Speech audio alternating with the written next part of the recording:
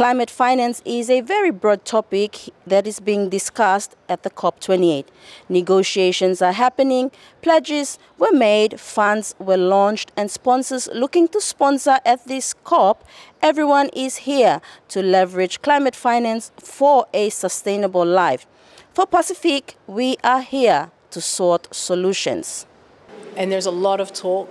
There's a lot of frustration. We spend a lot of time trying to manipulate global funds to deliver resources in a way that is commensurate with the absorptive capacity of our countries and communities. And they have not managed to do that, quite frankly. And that's simply because there are so many interests at the global level that trying to design fit-for-purpose delivery mechanisms is beyond the ability for global consensus. And so we have to design the vehicles ourselves. We all feel and know that most of the climate change projects in the Pacific region are short-term. Coral Pasisi, the Director for Climate Change and Sustainability with the SPC, elaborates more on how we can leverage climate finance to do longer projects. And it's critical, right? Climate change is not going away. It's going to be here for generations to come. And so we can't address that with short piecemeal project-based finance. And this is essentially what Niue has done in developing a trust and then a vehicle to capitalize that trust in a fairer way that reduces the transaction costs of many different donors wanting many different reports and many different ways in which you can get that funding.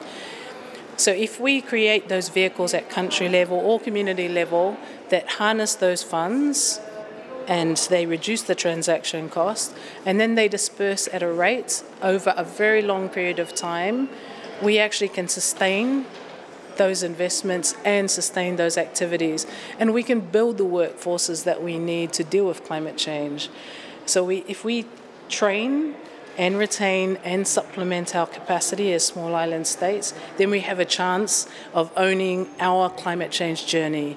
If we don't, we will always be subject to international experts coming in for very short periods of time, doing some good, but it only lasts for a very short period of time. We need our children to be trained.